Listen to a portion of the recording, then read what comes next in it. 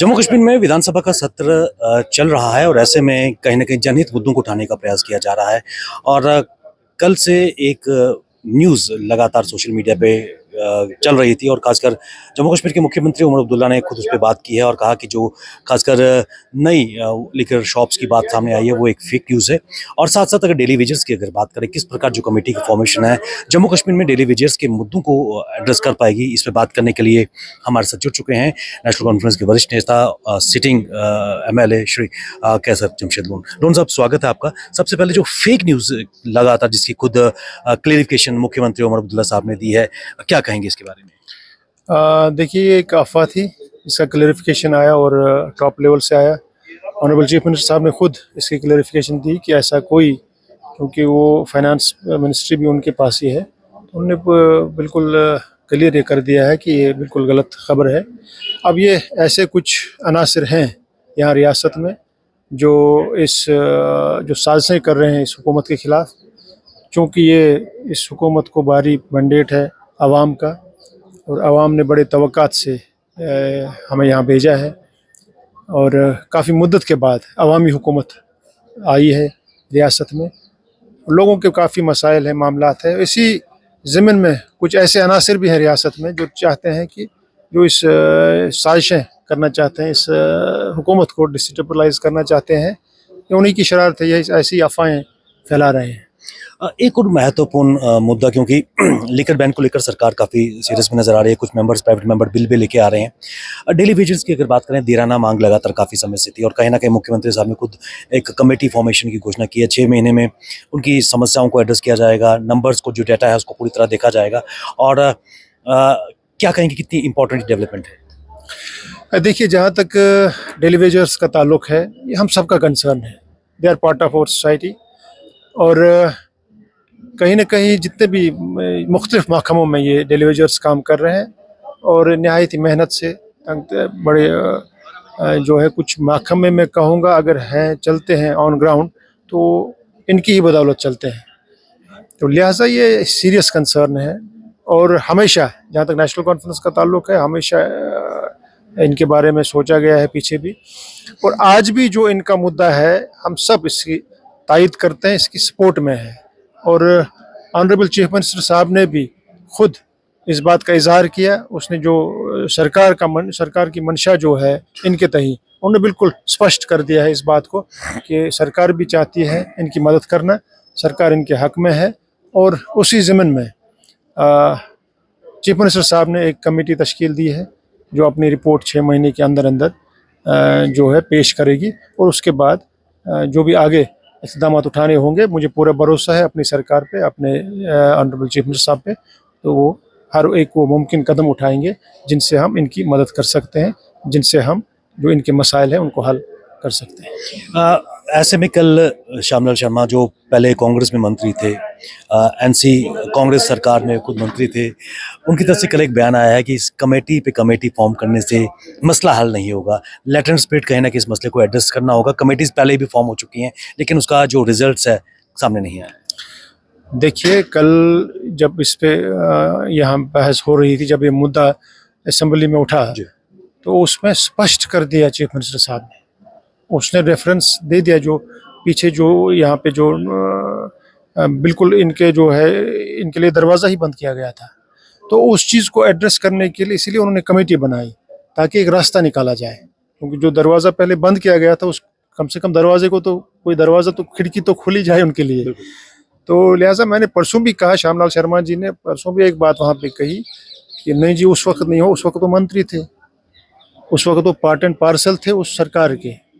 अगर उस वक्त कोई नाइंसाफ़ी उनके साथ हुई, जो इस वक्त वो चला रहे, उनको वो हमदर्दी थी, तो उन्होंने उस वक्त रिज़ाइन क्यों नहीं किया?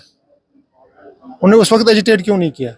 वो उस वक्त गवर्नमेंट थे, वो खुद कैबिनेट काबीना में थे, काबीना वज़ीर थे। लिहाजा ये चीज़ें इनकी कहना, ये they are playing to the galleries, सिर्फ ये शोशाबाजी है और कुछ नहीं। डॉक्टर साहब, इंपॉर्टेंट चीज़ आपने कहा है कि दे आर, खासकर BJP is playing to the galleries, they are addressing to the vote banks.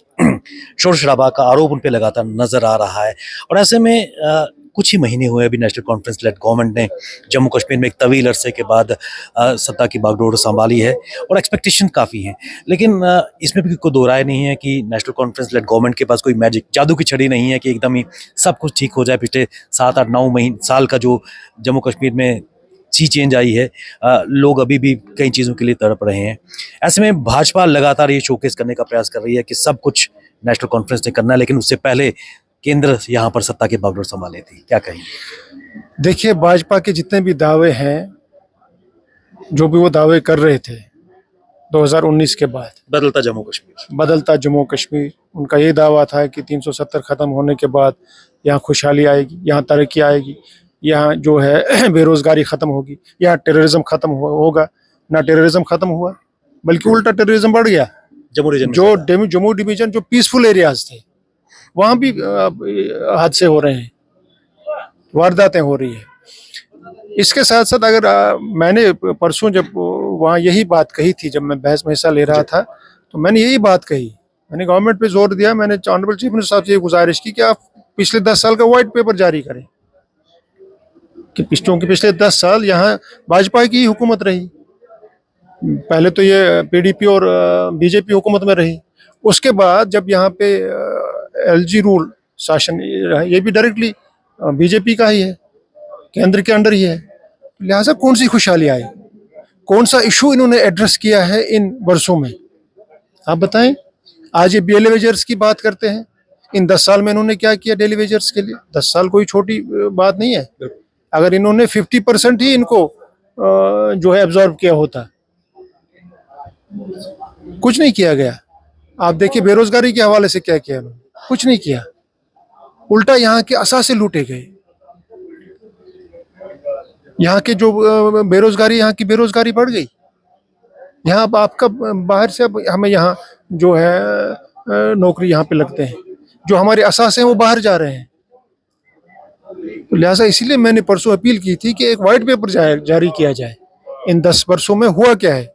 सिर्फ लूट खसूट हुई है। आप देखिए, आज भाजपा के ही लोग सवाल उठाते हैं यहाँ, कभी जल शक्ति के बारे में, कभी माइनिंग के हवाले से। क्यों स्कैम है, लेकिन स्कैम्स हैं, किसके टाइम में? वही तो सवाल है, वही तो हम कह रहे हैं, इसकी पूरी जांच होनी चाहिए। अपने गिरेबान में झांकना चाहिए, उनको अपने गिरेबान में झांकना चाहिए। वही मैंने अंदर भी बात कही, तो इसीलिए मैं कह रहा हूँ, मैं इसी बात पे तो जोर दे रहा हूँ, फिर जोर दूंगा आपके माध्यम से भी। मेरी यही गुजारिश होगी रियासती हुकूमत से कि आप एक व्हाइट पेपर जारी करें, ताकि रियासत के लोगों को भी पता चले कि यहाँ कितनी लूट खसूट हुई है, यहाँ कितनी नाइंसाफी हुई है। कांग्रेस के आज भी मेरा एक क्वेश्चन था इस सिलसिले में कि साहब, आपने जो यहाँ बाइफर्केशन की स्टेट की, यूटी लद्दाख को अलग कर दिया, जम्मू कश्मीर को अलग कर दिया, उसके बाद आप देखें जो एसेट्स हैं उनको किस तरीके से बांटा गया है, क्या उस पर इंसाफ हुआ है? क्योंकि जाहिर कॉमन सेंस से क्या था कि पॉपुलेशन के बुनियाद पर डिवीजन होना चाहिए, नहीं हुआ है। लिहाजा बहुत सारे मुद्दे हैं। जब मैं कहता हूं कि ये जो है भाजपा तो पूरी तरह एक्सपोज हो गई है लोगों के सामने। Statehood is the only solution. जाहिर सी बात है, देखिए इस वक्त हम जो सरकार बनी है बहुत ही मुश्किल हालात में है, क्योंकि अभी तो एक तो वक्त कम हुआ है, दूसरी यूटी में आपके पास है क्या इस वक्त? और उसके बाद आप देखें, मैं सराहना करता हूँ चीफ मिनिस्टर साहब की, जिस तरीके से उस हुकूमत को लीड कर रहे हैं।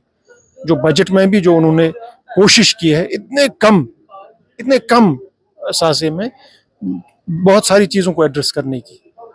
लिहाजा जाहिर सी बात है, जब आपके पास स्टेटहुड आएगी तभी हम जो ये चीज़ें हैं, तभी इन पर रोक लग सकती है, तभी हम जो है खुद फैसले ले सकते हैं जो हमारे ये मसाइल हैं यहाँ पे।